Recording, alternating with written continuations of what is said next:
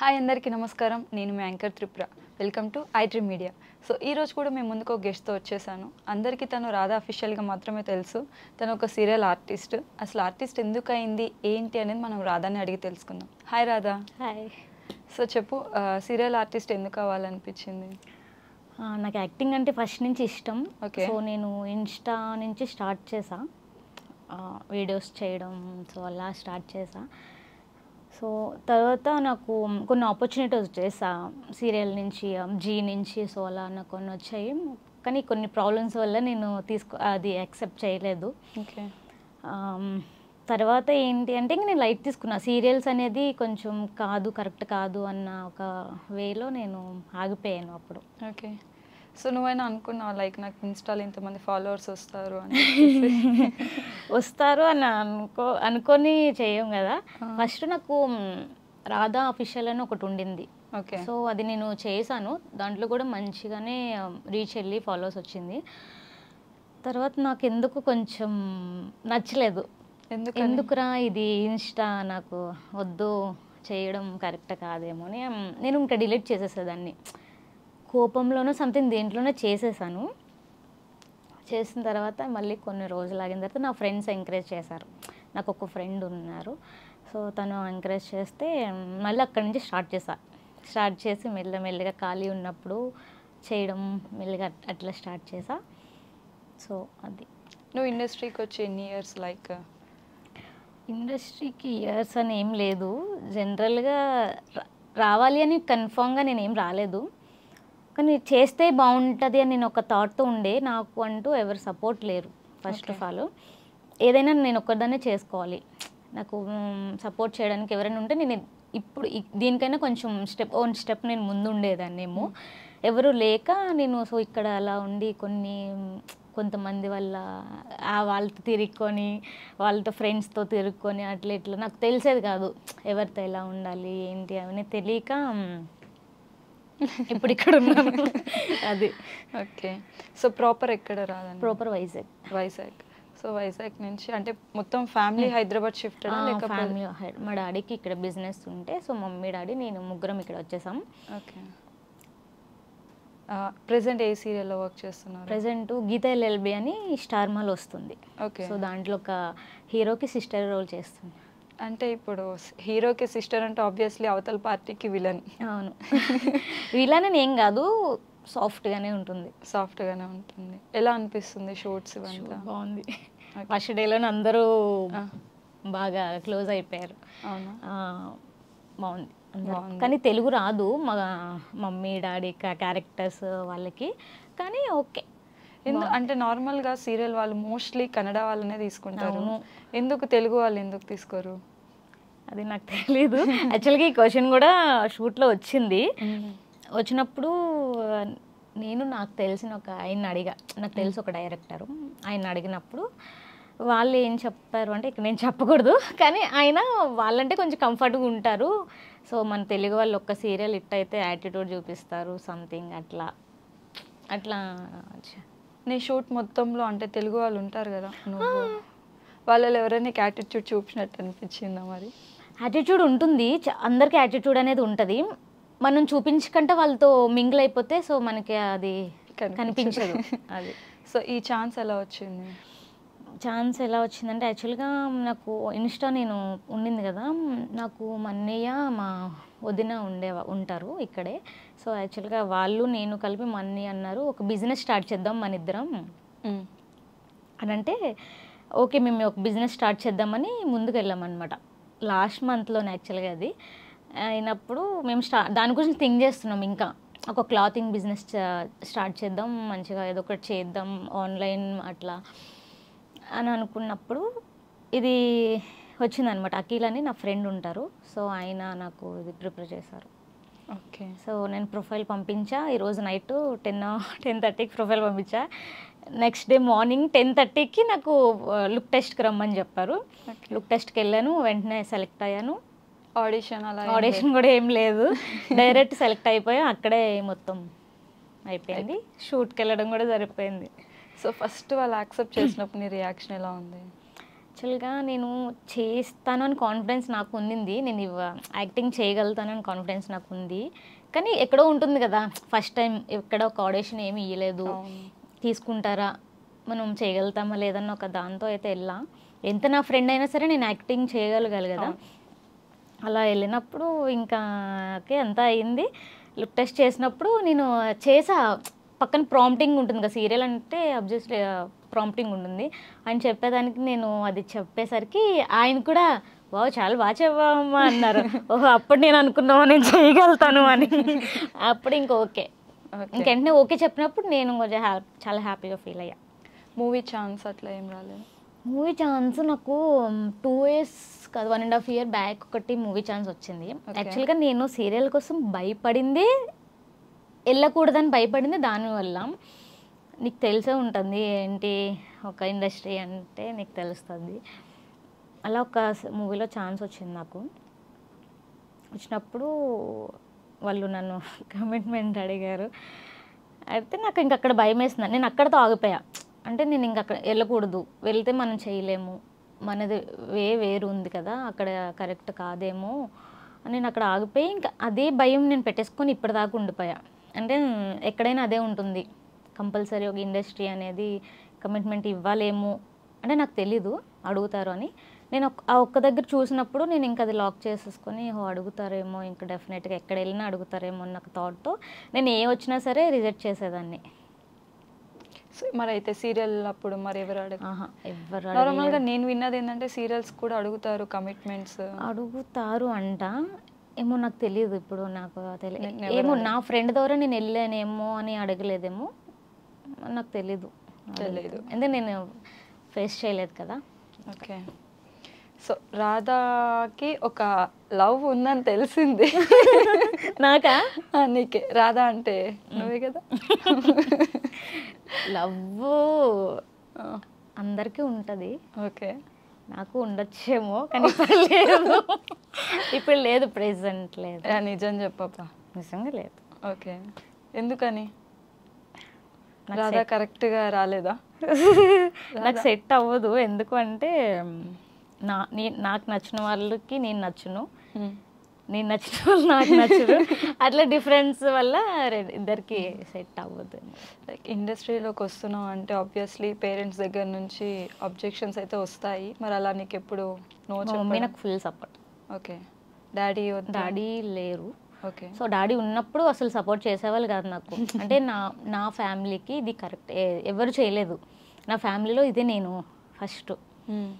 నా ఫ్యామిలీ అంతట్లో నేనే ఈ ఫీల్డ్లోకి వచ్చా. సో నా ఫ్యామిలీ ఎవరికి ఇష్టం లేదు అట్లా ఇలాంటి షూటింగ్స్, ఇట్లా యాక్టింగ్ అవన్నీ ఎవరికి ఇష్టం లేదు. కానీ నేను ఎవరు ఏమన్నా సరే నేను చేయాలి, ఏదో ఒకటి నాకంటే ఏదో ఒకటి నేను చేసుకోవాలి కదా, అందుకని నేను వచ్చా. ఓకే, సో అంటే నెక్స్ట్ ఇంకా ఇది ఒక్క సీరియల్నా లేకపోతే ఇంకేమన్నా? ఉన్నాయి, ఇంకో 2 ప్రాజెక్ట్స్ ఉన్నాయి. అవి స్టార్ట్ అవుతాయి ఇంకా త్వరలో. సరే, నీకు సెట్ కాలేదు అని అంటున్నావు వచ్చేవాళ్ళు. మరి రాధాకి ఎలాంటి అబ్బాయి కావాలో రాధాకి కృష్ణుడు కావాలా?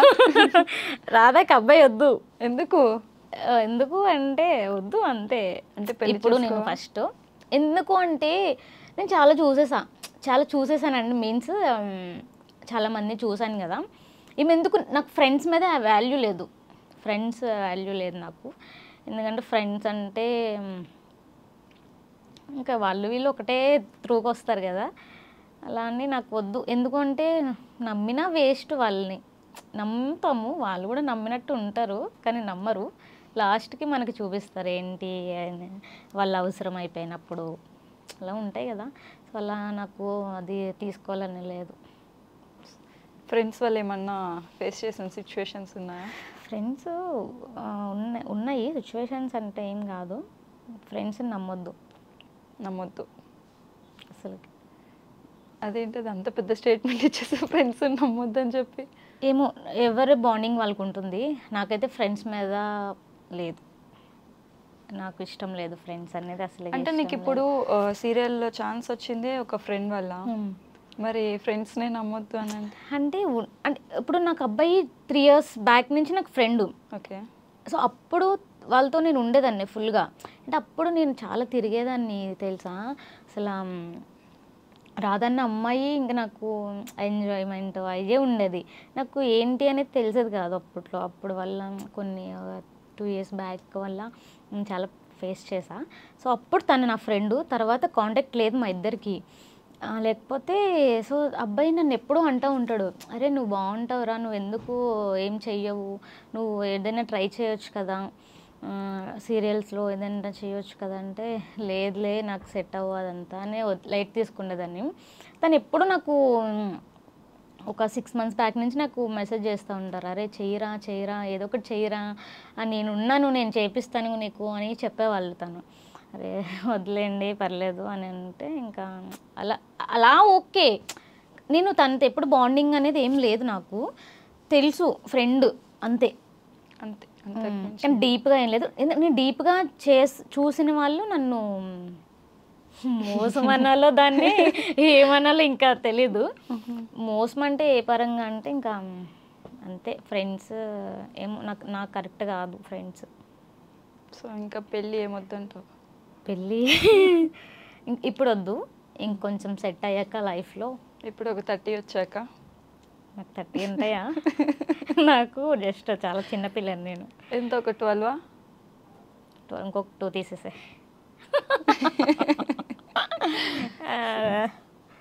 అట్లా అందుకని కొంచెం నాకు ఫ్రెండ్స్ అంటే ఇష్టం లేదు. ఇష్టము అంటే నాకు ఉండాలి, ఎలా లైఫ్ అంతా ఉండాలి ఫ్రెండ్ అనేది. సగం సగంలో అంటే ఇద్దరి ప్రాబ్లమ్స్ ఉండొచ్చు. తనకి నేను నచ్చకపోతే కొన్ని రోజుల తర్వాత తనని, కానీ అది భరించేదే ఫ్రెండ్ కదా. అది అర్థం చేసుకొని మూవ్ ఆన్ అయ్యేది ఫ్రెండ్స్. సో ఈ రోజుల్లో అలా ఎవరు లేరు. నాకు దొరికారు రా బాబు, నాకున్నారు అట్లా. ఉన్నారా? ఉన్నారు. సూపర్. నువ్వు అయితే అట్లా నాకు అదే ఒక 2-3 ఫ్రెండ్స్ అంతే, వాళ్ళతోనే ఏదైనా. వాళ్ళు కూడా మా వైజాగ్. కానీ ప్రాపర్ నాకు అర్థం కాదు, మొత్తం వైజాగ్ బ్యాచ్ అంతా ఇక్కడనే ఉన్నట్టున్నారు కదా ఆర్టిస్ట్ స్థానంలో. ఎవరూ లేకపోతే ఏముంటుందని మేము వచ్చేసాం అన్నమాట. మొత్తం ఏ ఆర్టిస్ట్ని పట్టుకున్నా, లేకపోతే మీరు ప్రాపర్ ఎక్కడంటే వైజాగ్ అంటున్నారు. అవును, వైజాగ్ లేకపోతే ఏం లేదు కదా. వైజాగ్ అంటే ఇంకా అంతే. ఓకే.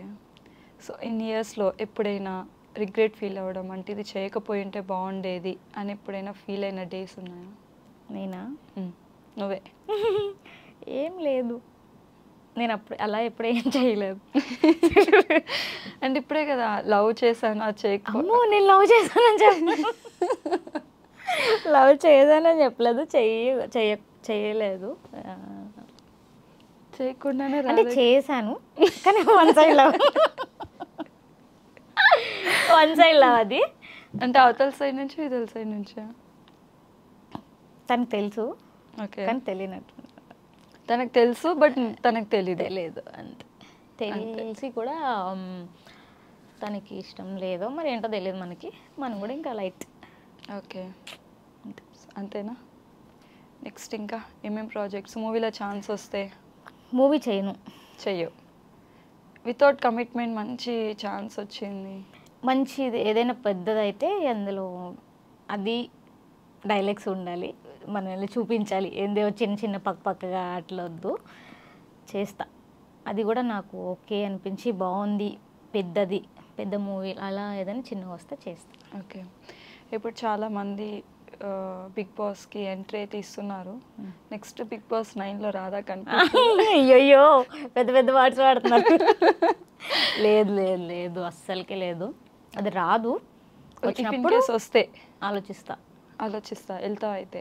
ఆలోచించుతా, అప్పుడు ఏం చించుతావు అని తెలీదు. ఎలా అనిపిస్తే అలా. ఎందుకంటే నేను ఇప్పుడిప్పుడే స్టార్ట్ చేస్తున్నాను కదా, మేబీ ఛాన్స్ ఉండదు. ఒకవేళ ఉంటే ఇప్పుడు వెళ్ళిన 8th సీజన్లో కూడా చాలా మంది కంటెస్టెంట్లు చిన్న వాళ్ళే, మరి పెద్ద వాళ్ళేం కాదు. మరి ఎందుకు అనుకుంటున్నావు రాదు? నాకు ఏమో, నాకు అనుకుంటున్నా అంతే. వస్తే అప్పుడు ఆలోచిస్తా, చేయాలి అనిపిస్తుంది. నీ ఒపీనియన్ ఏంటి అసలు బిగ్ బాస్ మీద? దాన్ని చెత్త అన్నోళ్ళు కూడా ఈరోజు షోలో ఉన్నారు. బిగ్ బాస్ అంటే అక్కడికి వెళ్తే ఏదైనా ఒకటి నేర్చుకోవచ్చు. మనకి అన్నీ తెలుసు అని అనుకోవద్దు. మనకేమీ తెలీదు, తెలుసు అని ఫీల్ అవుతాం అంతే. సో అంతమందిలో ఎవరు ఏంటి అనేది ఒక్కొక్కరు ఒకలా ఉంటారు కదా. సో వాళ్ళ దగ్గర మనం ఏదో ఒకటి నేర్చుకోవచ్చు. ఓహో ఇది ఇలా ఉండొచ్చా, ఇలా ఉండాలా, ఇలా ఉండాలనేది మనం ఒక ఇది ఉంటుంది. అది అలాగా నేనైతే అలా అనుకుంటా. వెళ్తే మాత్రం మనకంటూ ఏదో ఒకటి తెలుస్తుంది ఆ షోలోకి వెళ్ళినప్పుడు. తర్వాత ఇంకా ఉంటుంది కదా అట్లా, అంతే అంటే వచ్చినప్పుడు వచ్చినప్పుడు ఆలోచిస్తా, వెళ్ళడానికి అయితే ట్రై చేస్తా. వస్తే వెళ్ళడానికి అయితే ఇంట్రెస్ట్ ఉంది. ఓకే, సో రాధ అసలు ఏం అవ్వదాం అనుకుని ఏమైంది? రాధ సీరియల్ ఆర్టిస్ట్ అవ్వాలని అనుకుంది. సో కొంచెం భయపడి బ్యాక్ స్టెప్ వేసింది. సో ఇప్పుడు ఆ భయం లేదు. నీ ఎడ్యుకేషనల్ బ్యాక్గ్రౌండ్ ఏంద్ర? ఎడ్యుకేషనల్ ప్లేస్ దానికోసం వద్దు, ఏం లేదు. నేను డిగ్రీ చేశాను అంతే. తర్వాత 10th ఫెయిల్ అయ్యానో చెప్తాం అనుకున్నాను నేను అలా కనిపిస్తాను. అంటే విషయం తెలుసా, నన్ను అందరూ ఒక సాఫ్ట్వేర్ ఎంప్లాయ్ అంటారు నాకు.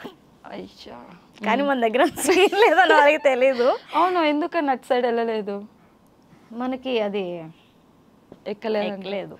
అంటే రాధా బ్యాక్ బెంచా? బ్యాక్ బెంచ్ అని కూడా చెప్పను, ముద్దుని చాలా బెంచ్లు వేస్తారు నాకన్నా ముందు. సో అందుకే నేను ఆ బెంచ్లన్నీ దాటుకుని వెళ్ళలేకపోయానేమో, అందుకని బ్యాక్ బెంచ్లో ఆగిపోయా. అంతే. కానీ నాకు ఇంట్రెస్ట్ లేకుండే, ఎందుకో తెలీదు. అంటే నాకంటూ వెనకట్ల ఒక బ్రదరు సిస్టర్లా ఉంటే. సో నువ్వు ఒక్కదానివే? ఓకే, నేను ఒక్కదాన్నే. ఫాదర్ ఎక్స్పైర్ అయ్యింది? ఫాదరా 2.5 years అయింది. 2.5 years. ఆల్మోస్ట్ ఫాదర్ లేకపోతే చాలా స్ట్రగుల్స్ అయితే చూడాలి. మరి అవన్నీ ఎట్లా అంటే స్ట్రగుల్స్ అంటే ఏం లేవు, కానీ ఫాదర్ లేదనేది కొంచెం చాలా అంటే, మా డాడీ అంటే నాకు చాలా ఇష్టం. మా డాడీ, మమ్మీ, మా డాడీ, నేనే, ముగ్గురమే. మాకంటే ఎవరు లేరు. మేము ముగ్గురం ఇంతవరకు లీడ్ చేసుకొచ్చాము. సడన్లీ మా డాడీ లేకపోతే ఇంకా ఎలా ఉంటుంది, మా మమ్మీకైనా నాకైనా చాలా కష్టంగా ఉంటుంది. ఇప్పటికీ మా డాడీ వస్తే బాగుండు అనిపిస్తుంది నాకు, కానీ రాలేరు కదా. సో ఇంకా ధైర్యంగా మమ్మీ నేను ఉండాలి. రిలేటివ్స్ అందరు సపోర్టివ్గానే ఉంటారు? రిలేటివ్స్ అంటే ఎవరికి వాళ్ళే. ఇప్పుడు ఉన్న దీంట్లో ఎవరి ప్రాబ్లమ్స్ వాళ్ళకు ఉంటాయి, ఎవరు లైఫ్ వాళ్ళు లీడ్ చేసుకోవాలని చూస్తారు, కానీ పక్క వాళ్ళ లైఫ్ని ఏదో చేయాలని అనుకోరు కదా. నాకు అయితే ఫ్యామిలీ ఉన్నారు అంటే అంతే, వాళ్ళ మీద నాకు ఏం లేదు. అంతే ఫ్యామిలీ ఉండాలి కాబట్టి ఉన్నారు అంతే, కానీ ఎవరి మీద మేము ఆధారపడలేదు, పడము కూడా లైఫ్లో. మమ్మీ నేను ఏదైనా సరే మమ్మీ నేను చేసుకుంటాం. ఎంతవరకు మాకు శక్తి ఉంటే అంతవరకు. అమ్మమ్మ ఉన్నారు, తాతయ్య లేరు, మావయ్య, అత్తయ్య. ఓకే, వాళ్ళు సపోర్ట్ చేస్తారు, బాగుంటారు. మంత్లీ ఎంత రన్ చేస్తావు అప్రాక్సిమేట్గా 1 month నుంచి? అంటే ఇప్పుడు సీరియల్ లేకపోతే చాలా తక్కువ ఉండేది, ఇప్పుడు సీరియల్ వల్ల ఓకే 1 lakh చేంజ్ అట్లా. సో సాఫ్ట్వేర్లు అందరు అందుకే ఆర్టిస్టులు అవుతున్నారు, నాకు ఇప్పుడే అర్థమైంది. శ్వేతా నాయుడు, వీళ్ళందరూ, నాని, పావని.